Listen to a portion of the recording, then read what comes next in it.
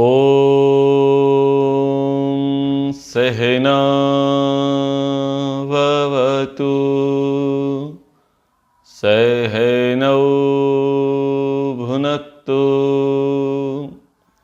सह वीर्यं करवावहै तेजस्विनावधीतमस्तु मा विद्विषावहै।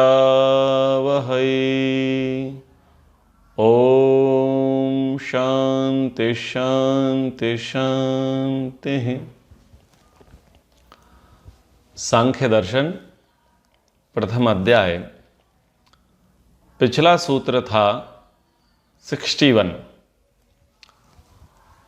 सूत्र था सत्व रजस तमसाम साम्यवस्था प्रकृति ही प्रकृतेर्महान महतो अहंकारो अहंकारात् पंच तन्मात्राणि उभयम इंद्रियम तन्मात्रेभ्यः स्थूलभूतानि पुरुष इति पंचविंशतिर्गणः। यहाँ 25 समुदायों की चर्चा करी गई। सत्व की, रज की, तम की जो समान अवस्था है उसे प्रकृति कहा गया। इस प्रकृति से जो प्रथम विकृति हुई, प्रथम पार्टिकल, प्रथम पदार्थ जो बना वो महतत्व बना।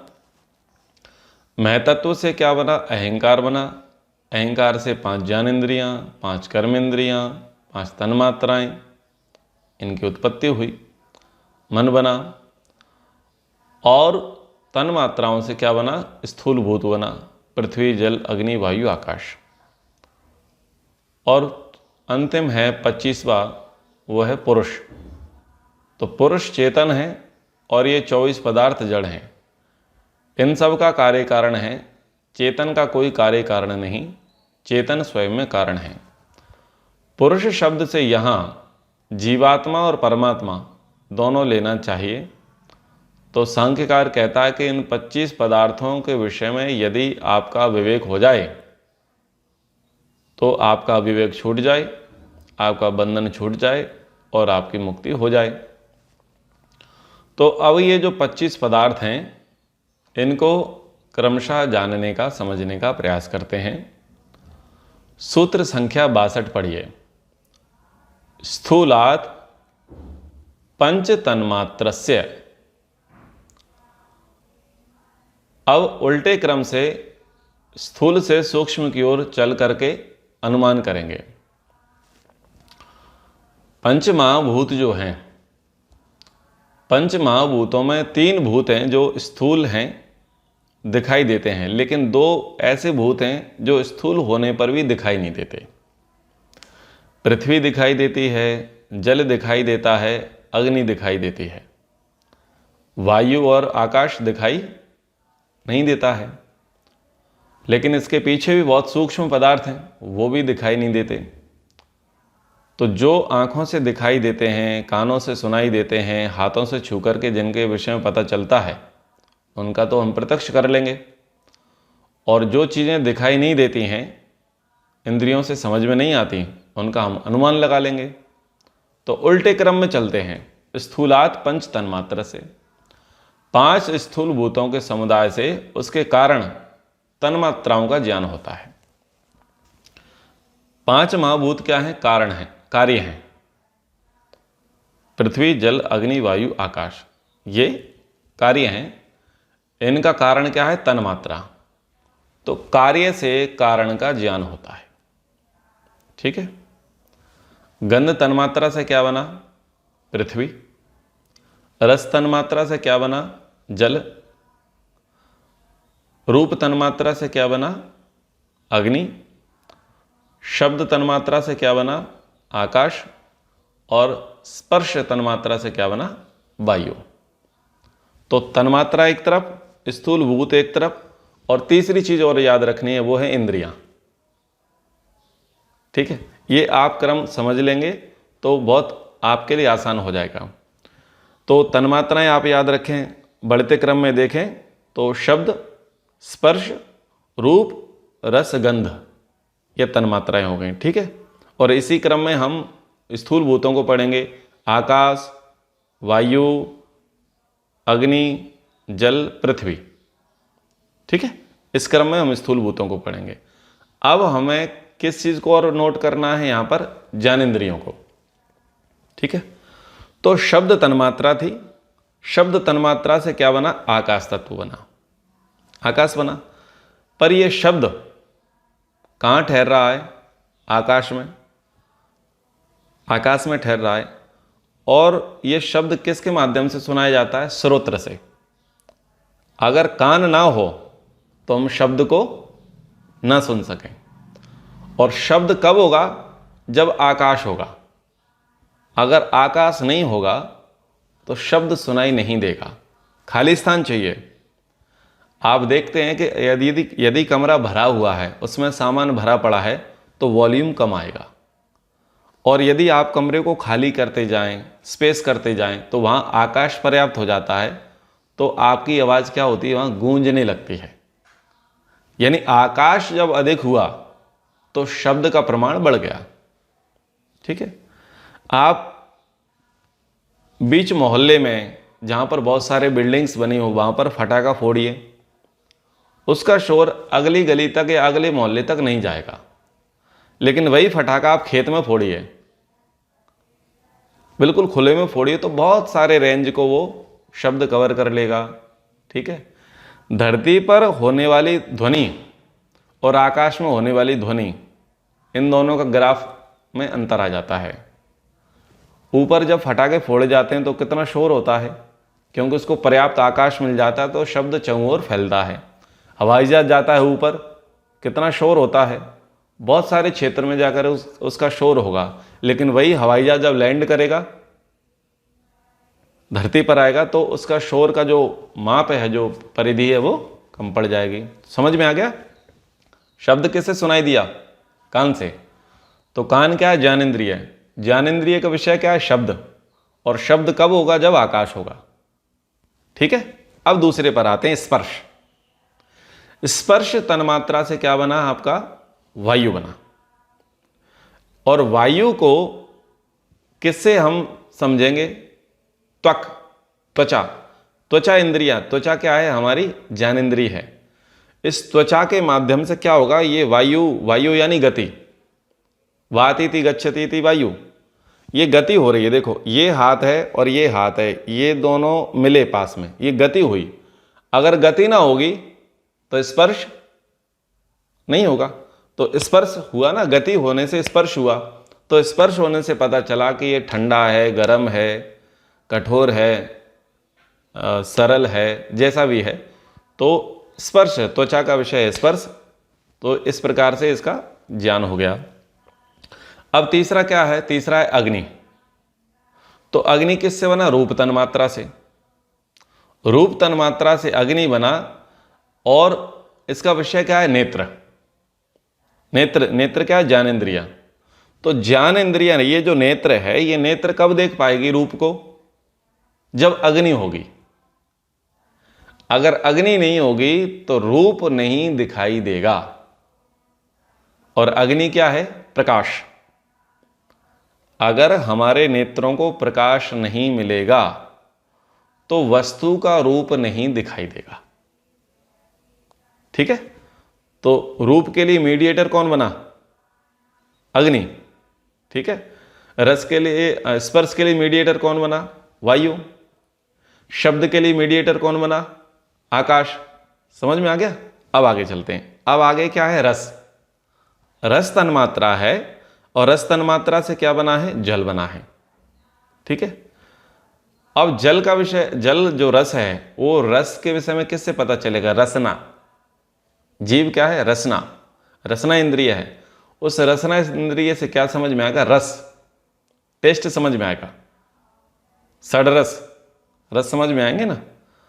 तो वो रसना इंद्रिय से रस समझ में आया कब? जब उसमें जल होगा। जिस भी पदार्थ में जल की मात्रा होगी तो ही रस समझ में आएगा, अन्यथा नहीं आएगा समझ में। तो कहीं ना कहीं वो सूक्ष्म रूप से जल की मात्रा होती है। और अब अंत में क्या बचा? गंध। गंध तन्मात्रा है। पृथ्वी गंधवती। गंध तन्मात्रा से पृथ्वी तत्व बना। और इस पृथ्वी तत्व को घ्राण इंद्रिय सूंघा जाएगा नासिका से, तो नासिका का काम है गंध दुर्गंध को सूंघना, तो ये नासिका उसका विषय है। तो आपको समझ में आ गया तन्मात्रा, पंचमहाभूत और 5 ज्ञानेंद्रियां, इनका सिस्टम समझ में आ गया। ठीक है, तो 5 स्थूल भूतों के समुदाय से उसके कारण तन्मात्राओं का ज्ञान होगा। मोटे तौर पर कार्य को देख करके कारण का अनुमान होता है, वस्त्र को देख करके सूती धागों का अनुमान होगा। जो पृथ्वी आदि स्थूल भूतों का समुदाय है उसका जो कार्य है रूप पृथ्वी आदि 5 भूतों से उसके कारण का सूक्ष्म भूत समुदाय का ज्ञान हो जाएगा।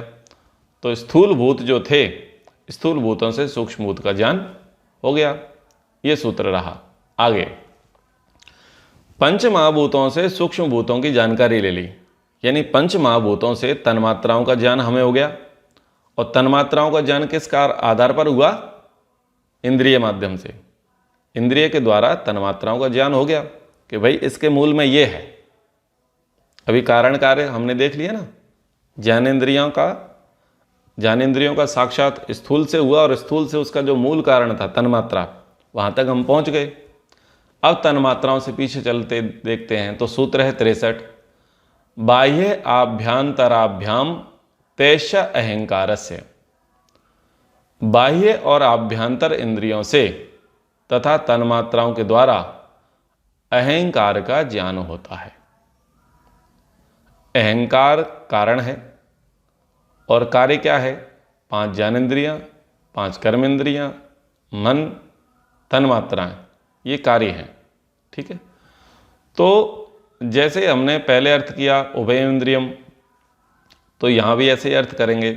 उभय इंद्रिय यानी दोनों, ज्ञानेंद्रिय और कर्मेंद्रियां, बाह्य इंद्रियां और आंतरिक इंद्रियां, इन दोनों का जो समुदाय, बाह्य इंद्रियां जो काम कर रही हैं और आंतरिक इंद्रियां जो अभी छुपी हुई हैं, दिखाई नहीं दे रही हैं, तो इन सबसे मिलाकर के इन 16 पदार्थों से हम किसका अनुमान करेंगे? अहंकार का। 5 ज्ञानेंद्रियां हैं, 5 कर्मेंद्रियां हैं, 5 तन्मात्राएं हैं और मन है। ये 16 पदार्थ हैं। ये 16 के 16 पदार्थ जो हैं, इनका कारण क्या है? अहंकार है। तो हम इसका ज्ञान करेंगे कि कैसे ठहर रहा है, कैसे इसका निर्माण हो रहा है, इसका हम अनुमान से ज्ञान करेंगे। अब अहंकार से पीछे चलते हैं। तेन अंतःकरणस्य, सूत्र संख्या 64, उस कार्य रूपी अहंकार से उसके कारण द्रव्य अंतःकरण अर्थात मैं तत्व का ज्ञान कर लेना चाहिए। तो अहंकार अभी कौन हो गया? कार्य हो गया। और तन्मात्राओं के बाह्य और आंतरिक इंद्रियों के प्रसंग में अहंकार अभी क्या था? कारण था। लेकिन जब उसकी तुलना यानी उसका कारण ढूंढा गया तो कारण क्या समझ में आया? महतत्व। तो अहंकार हो गया कार्य और महतत्व हो गया इसका कार्य। तो स्थूल से सूक्ष्मता की ओर बढ़ते चले जा रहे हैं। अहंकार हो गया कार्य और महतत्व हो गया कारण, तो स्थूल से सूक्ष्म की ओर हम बढ़ते चले जा रहे हैं। अब आगे चलते हैं। बोले ये बताओ कि महतत्व का कारण क्या है? बोले ततः प्रकृते, सूत्र आया 65, ततः प्रकृते, उस महतत्व से प्रकृति का अनुमान हो जाएगा कि ये किससे बना। यहां पर केवल अनुमान ही होगा, आप प्रत्यक्ष नहीं कर सकते। स्थूल भूतों को आप प्रत्यक्ष कर सकते हैं, यानी जिनको आप ज्ञानेंद्रियों से देख सकते हैं, जान सकते हैं, समझ सकते हैं, उनका तो आप प्रत्यक्ष कर लोगे। लेकिन जिनको आप ज्ञानेंद्रियों से नहीं जान पा रहे, उनका प्रत्यक्ष नहीं हो पाएगा आपसे, उसका केवल अनुमान करेंगे। ठीक है ना? तो वो जो महतत्व है, उस महतत्व का कारण क्या समझ में आया? प्रकृति। और प्रकृति क्या थी? सत्व रज तम की समान अवस्था को प्रकृति कहा। ठीक है, तो कार्य कारण की प्रक्रिया के अनुसरण करके हम प्रकृति तक पहुंच गए। प्रकृति तक का हम अनुमान कर लेंगे और अनुमान करके हमें ये चीज़ें समझ में आ जाएंगी। ठीक है, लेकिन इसके अनुमान करते करते ये संसार किस लिए है, ये प्रकृति किस लिए है, इसका भी अनुमान हो जाएगा। तो ये जो महतत्व बना, अहंकार बना, ज्ञानेंद्रियाँ बनी, कर्मेंद्रियाँ बनी, मन बना, तन्मात्राएं बनी, स्थूलभूत बना, बोले किसके लिए बना? तो सूत्र आया 66। सूत्र 66 है। सूत्र में कहा संहत परार्थत्वात् पुरुषस्य। ठीक है, सूत्र क्या है? संहत परार्थत्वात् पुरुषस्य। तो संगत यानी संघात। तो ये जो समुदाय है पूरा 24 तत्वों का जो समुदाय है, ये जो समुदाय है पर के लिए होने के लिए, परार्थत्वात्, पर यानी दूसरा, इस पार्टी का नहीं है, दूसरी पार्टी का है। वो कौन है? चेतन। तो पर के लिए होने से अर्थात दूसरे के प्रयोजन को सिद्ध करने के लिए होने से, तो वो दूसरा कौन है? दूसरा जड़ नहीं होगा, क्योंकि जड़ से जितना बनना था उतना बन चुका। ये जो दूसरा है जिसके लिए बना है वो जड़ से भिन्न होगा। तो जड़ से भिन्न कौन होगा? चेतन। तो चेतन कौन है? जीवात्मा। तो चेतन जीवात्मा, चेतन पुरुष के लिए ये सारे के सारे पदार्थ बने हैं। ठीक है, तो ये हमने कार्य कारण की प्रक्रिया से इन चीज़ों को जानने का, समझने का प्रयास किया। अब लोग हठी होते हैं, बोले उसका कारण बताओ। आपने स्थूलभूत का कारण बता दिया, बोले तन्मात्राएं हैं। तन्मात्राओं का कारण आपने बता दिया अहंकार है। अहंकार का कारण आपने बता दिया महतत्व है। और महतत्व का कारण बता दिया आपने प्रकृति है। बोले प्रकृति का कारण बताओ। ठीक है, बोले ये जो बच्चे हैं, इन बच्चों के कारण इनके माता पिता हैं, इन माता पिता का कारण उनके माता पिता हैं, उनका कारण उनके माता पिता हैं। तो व्यक्ति हठी होता है, वो कहीं रुकना नहीं चाहता। बोले उसका भी कारण बताओ। तो लोग कारण पूछते हैं ना। बोले ठीक है जी, आप सृष्टि रचना बताते हैं और सृष्टि की गणना करते हैं 1,96,08,53,124। ठीक बात है। तो अभी जो सृष्टि बनी है, अभी जो वैवस्वत मनवंतर चल रहा है जिसको हम पढ़ रहे हैं, तो ये कभी ना कभी तो बनी होगी, कभी तो शुरू होगी। तो व्यक्ति इस पर हट पकड़ लेता है, भाई कभी ना कभी तो होगी, उसका भी तो कोई कारण होगा। एक व्यक्ति मिला लखु आर्य समाज में, वो कह रहा था कि सबका कारण समझ में आता है, ये भगवान का कारण क्या है? सबके कारण समझ में आ गए, पर भगवान का कारण क्या है? तो ऐसे लोग हर चीज का कारण जानना चाहते हैं, और आप कारण बताते चले जाओ तो वो स्वीकारेंगे नहीं कि हाँ आपकी बात सही है, लेकिन वो ये पूछेंगे अच्छा इसका कारण बताओ, इसका कारण बताओ। वो अकारण ही कारण पूछते रहते हैं, बुद्धि का व्यायाम व्यर्थ में कराते रहते हैं। तो ये सूत्र बहुत अच्छा है। बोले मूले मूला भावाद अमूलम मूलम। अंतिम कारण के और कारण का अभाव होने से अंतिम कारण बिना कारण वाला होता है। जो मूल कारण होता है उसका और मूल कारण नहीं होता, अंतिम का कारण कभी नहीं होता। इसलिए जो मूल होता है वह बिना मूल वाला होता है। मूल का मूल कल्पित नहीं करना चाहिए। कारण का कारण, कारण का कारण, कारण का कारण, कब तक कारण कारण चिल्लाओगे? अरे कभी तो रुकोगे, तो रुक जाओ, रुकने में भलाई है। तो अंतिम कारण से आगे नहीं जाना चाहिए। जब ये बता दिया कि ये जो पंच महाभूत हैं, इन पंच महाभूत का अंतिम कारण प्रकृति है। अब प्रकृति मूल है, प्रकृति का कोई कारण नहीं है। लोग कहते हैं प्रकृति का कारण ब्रह्म है। ब्रह्म ने सृष्टि उत्पन्न की और अपने भीतर से संसार को बनाया। तो प्रकृति का कारण भी ब्रह्म है और जीवात्माओं का कारण भी ब्रह्म है। और फिर वो एक सूक्ति बोलते हैं, एको अहम बहुधा भविष्यामः। मैं एक से अब अनेक हो जाऊं तो जगत पिता ब्रह्मा ने ऐसा विचार किया कि मैं अकेला एक रह करके क्या करूंगा, तो मैं एक से अब अनेक हो जाऊं। तो उसने अपने में से जीवात्माएं बना दी और अपने में से संसार बना दिया और संसार में आकर के जीवात्मा को फंसा दिया। दोनों को कठपुतली की तरह नचा रहा है। विधि का विधान उसने बना दिया है, खुद बैठ के मजे ले रहा है। ऐसी फिलॉसफी लोगों की है।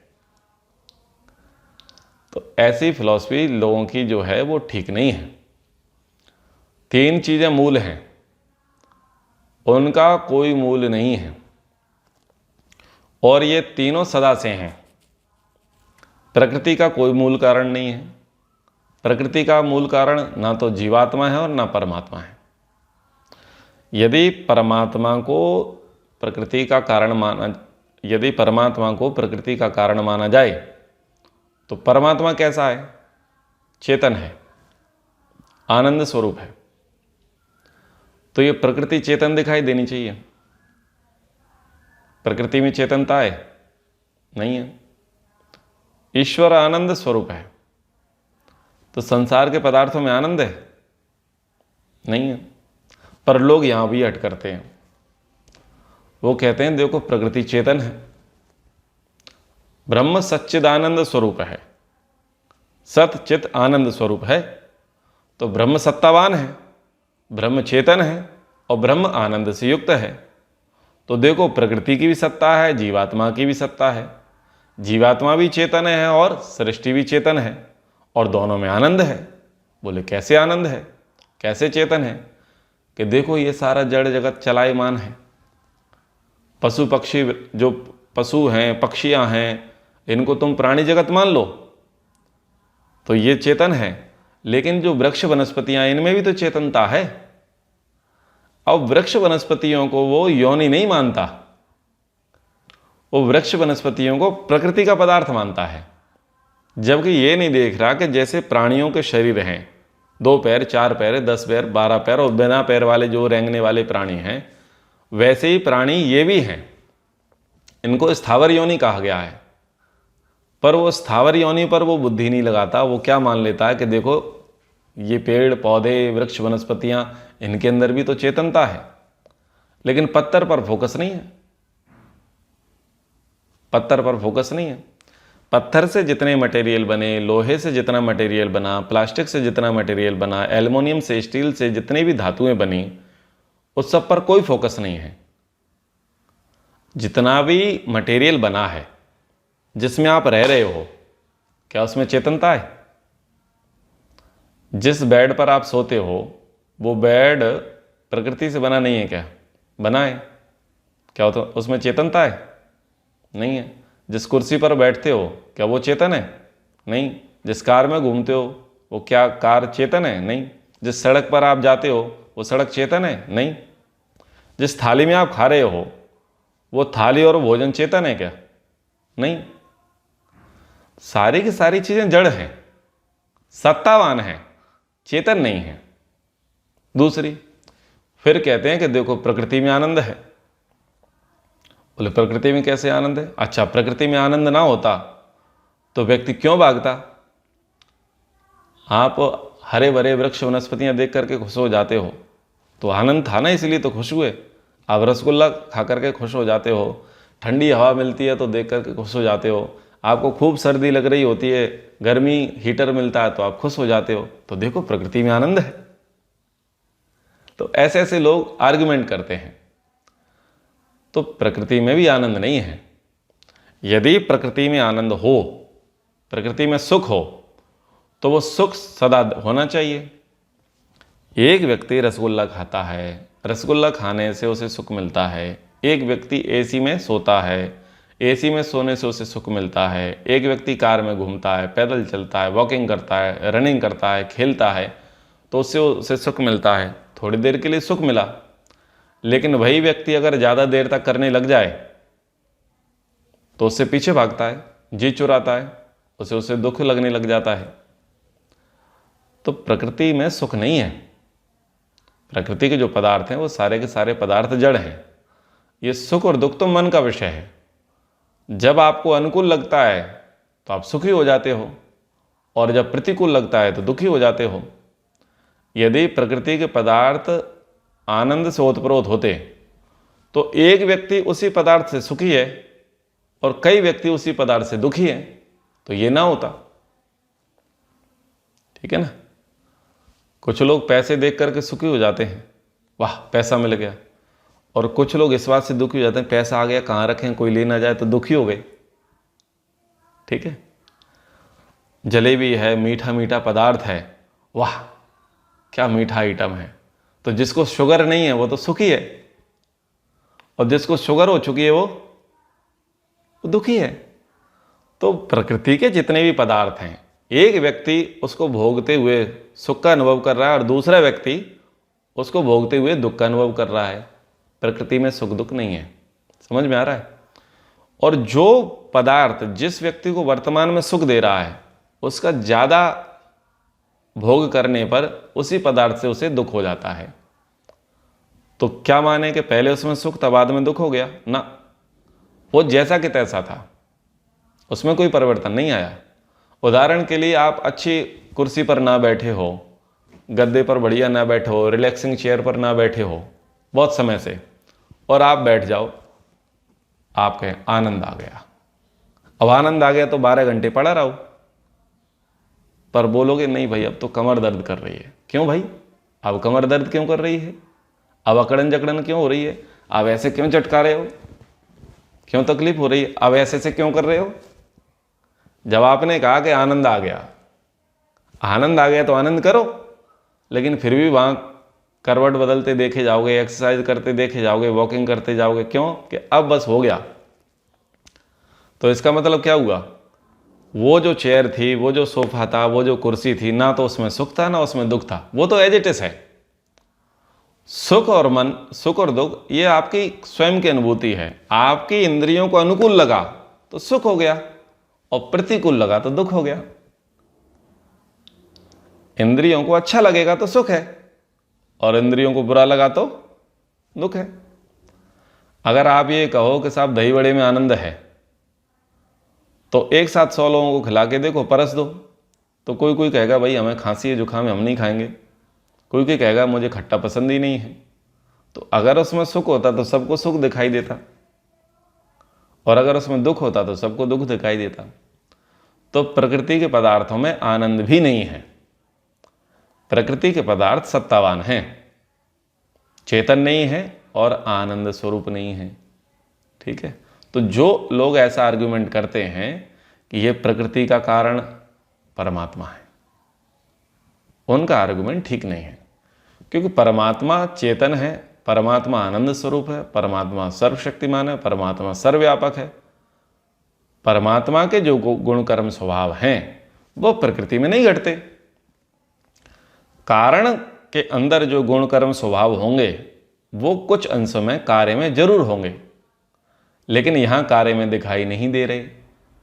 जब कार्य में नहीं दिखाई दे रहे तो आप इसके कारणों को कहां ढूंढोगे? नहीं ढूंढ पाओगे। तो ये कारण कार्य की परंपरा से हमें वस्तुओं का ज्ञान प्राप्त करने की आवश्यकता है। कुछ प्रत्यक्ष रूप से ज्ञान प्राप्त करेंगे, कुछ अनुमान से ज्ञान प्राप्त करेंगे। तो कह रहे हैं मूले मूला भावाद अमूलम मूलम। मूल का कोई मूल नहीं है, प्रकृति मूल है, जीवात्मा मूल है और परमात्मा मूल है। परमात्मा का कोई अंतिम कारण नहीं है, जीवात्मा का कोई अंतिम कारण नहीं है और प्रकृति का भी कोई अंतिम कारण नहीं है। ये मूल है। मूल के भी मूल की कल्पना करते जाएंगे तब क्या होगा? तो सूत्र आया पारंपर्ये अपि एकत्र परिनिष्ठेति संज्ञा मात्रम। कारण के कारण होने की परंपरा में कहीं एक पदार्थ पर वह परंपरा समाप्त अवश्य होगी, उसका नाम मात्र भेद रह जाएगा। आप कहीं तो रोकोगे या नहीं रोकोगे? कितना कारण का कार्य, कार्य का कारण, कार्य का कारण कितना मानते जाओगे? कहीं रुकना है कि नहीं रुकना है? बस जहां तुम थक जाओ वहां तुम रुक जाओ, और जिस पर तुम्हारी बुद्धि चलना बंद हो जाए वही अंतिम कारण है। तो ऋषियों ने बता दिया तुमसे ज्यादा बुद्धिमान ऋषि हैं, तुमसे बड़े रिसर्च स्कॉलर बुद्धि ये ऋषि लोग हैं। ऋषियों ने बता दिया कि ये जो पृथ्वी जल अग्नि वायु आकाश जो पंच महाभूत है, ये जो शरीर है, ये जो जगत दिखाई आपको दे रहा है, इस सब का कारण प्रकृति है। अब ज्यादा बुद्धि मत लगाओ, प्रकृति का कोई कारण नहीं है। दूसरों के अनुभव से लाभ उठाओ, शास्त्रों पर आस्था रखो। जीवात्मा का कोई कारण नहीं है, परमात्मा का कोई कारण नहीं है। ठीक है, तो यहां आप इस चीज को अंतिम रूप से स्वीकार कर लो। कारण कार्य की परंपरा आप लंबी चलती चली जाएगी, इसलिए इसी को स्वीकार लो, इसी में आपका भला है। तो ये हुई सांख्य की बातें। हमने आज 61वें सूत्र से लेकर के 68वें सूत्र तक पढ़ लिया। कारण कार्य की परंपरा में मैं कुछ व्यवहार की बात बताना चाहता हूं। लोग क्या करते हैं, अपनी गलती ना देख करके जो वर्तमान कार्य है उस वर्तमान कार्य के लिए किसी दूसरे कारण को जिम्मेदार बनाते हैं, यानी किसी तीसरे कैरेक्टर या चौथे कैरेक्टर को बीच में लेकर के आ जाते हैं और वो ये कहते हैं कि वर्तमान जो कार्य है उसका कारण वो व्यक्ति है, वो कंडीशन है, वो परिस्थिति है। अगर वो ना होता तो ये ना होता। यानी व्यक्ति ट्रैक से भटक जाता है, चीज़ों से भटक जाता है। उदाहरण के लिए, एग्जाम्पल के लिए, कि एक पति पत्नी में झगड़ा है और पति पत्नी में झगड़ा है, स्थिति यहाँ तक है कि व्यक्ति घर छोड़ने के लिए अथवा तलाक तक के लिए राजी हो गए, तलाक तक की स्थिति बन रही है। अब उनसे पूछा गया कि भाई कारण क्या है तुम्हारे झगड़े का, तो बात आई कि लोग अपने कर्तव्य नहीं निभा रहे, अपनी जिम्मेदारी नहीं निभा रहे।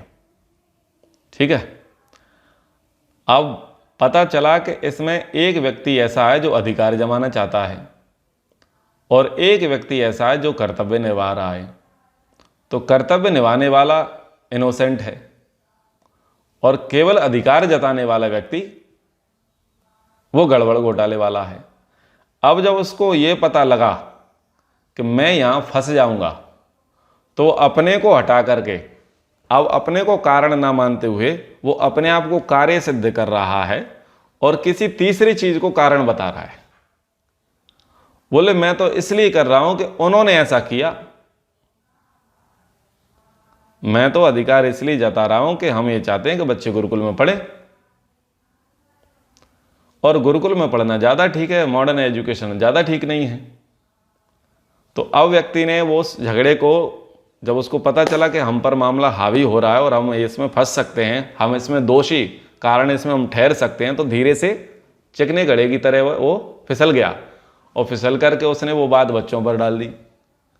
ठीक है, अब बच्चों पर बात निकल करके आई तो फिर उसको कारण पकड़ा गया। तो बोले भाई इसका कारण क्या है, मॉडर्न एजुकेशन में क्यों नहीं पढ़ाते, वैदिक एजुकेशन में क्यों पढ़ा रहे हो, और वैदिक एजुकेशन पढ़ाने में क्या तकलीफ है, ना पढ़ाने में क्या तकलीफ है। तो उसका कारण कार्य ढूंढने का प्रयास किया गया। ठीक है, एक ने तथ्य दिया कि भाई वैदिक एजुकेशन में संस्कार मिल जाएंगे, अच्छी शिक्षा मिल जाएगी। एक ने तथ्य दिया अरे क्या शिक्षा संस्कार मिलेगी, व्यक्ति राष्ट्रपति तो बन नहीं सकता, व्यक्ति प्रधानमंत्री तो बन नहीं सकता, व्यक्ति IAS कलेक्टर तो बन नहीं सकता। दूसरे ने ऐसा आर्ग्यूमेंट किया। अब इसको लेकर के बहस शुरू हो गई। ठीक है, अब वहां से फिर एक पक्ष दबना चाहा, वहां पर भी एक पक्ष हारने को हुआ। तो उसने कहा कि साहब इसका कारण क्या है, ये वैदिक गुरुकुल की बात क्यों आई। बोले ये आर्य समाज के लोगों से संपर्क में रहता है, ये व्यक्ति आर्य समाज के लोगों से संपर्क में रहता है और इसके कारण ये बच्चों को मॉडर्न एजुकेशन ना दिलाते हुए वैदिक एजुकेशन दिला रहा है और ये कारण है हमारे तलाक का। तो अब तलाक का कारण हुआ अहंकार और कर्तव्य। जब अधिकार और कर्तव्य वाला जीत गया, अधिकार वाला हार गया, तो अधिकार वाले ने चाल चली, बोले गुरुकुल। तो गुरुकुल यानी वैदिक शिक्षा और मॉडर्न एजुकेशन पर पक्ष विपक्ष पूर्वक चर्चा हुई। फाइनली उन्होंने क्या किया, बहुमत से यह सिद्ध करा दिया कि वैदिक एजुकेशन कहां से गई, ये कॉन्सेप्ट कहां से आ गया, हमारे परिवार में तो कोई नहीं पढ़ा। बोले इनका संपर्क आर्य समाजियों से है। अब तलाक का कारण कौन है, वो आर्य समाजी। हमारे वर्तमान तलाक का कारण कौन है, वो आर्य समाजी। अब वो से पकड़ो। तो ये पागलपंथी है भाई, तुम अपना मूल कारण पकड़ो। एक अनवांटेड जो उसका कारण है नहीं। जो वर्तमान में तुम्हारा कार्य हो रहा है उसका वो कारण नहीं है, लेकिन तुम उस कारण को घसीट लो। इसलिए इसमें कोई बुद्धिमत्ता नहीं है, क्योंकि अब तुम घसीटोगे फिर तुमको भी घसीटा जाएगा। तुम अगर आर्य समाजी को कारण बताओगे तो फिर वो तुम पर भी कारण कोई ना कोई ठोक देगा। तो ऐसे कारण कार्य की लंबी परंपरा चलती चली जाएगी, परिवार के झगड़े का निपटारा नहीं होगा। इसलिए परिवार के झगड़े के निपटारे पर फोकस करो, इस कारण को समझो कि इस कारण का कैसे निवारण किया जाए। एक कारण कार्य की परंपरा में लंबे मत भागो, और लंबे भागने से कुछ हाथ में नहीं लगेगा।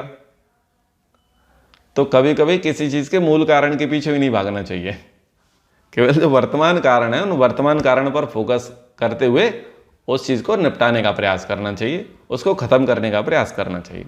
तो ये एक मनोरंजक प्रसंग मैंने आपको सुनाया है, क्योंकि प्राय ऐसी चीज़ें घटती रहती हैं। ये तो मैंने एग्जाम्पल दिया है, लेकिन कई ऐसी चीज़ें घटती हैं। आप अपने अपने तरीके से इन उदाहरणों को अपने जीवन में घटावें। कक्षा को यहाँ पर विराम करते हैं। ओ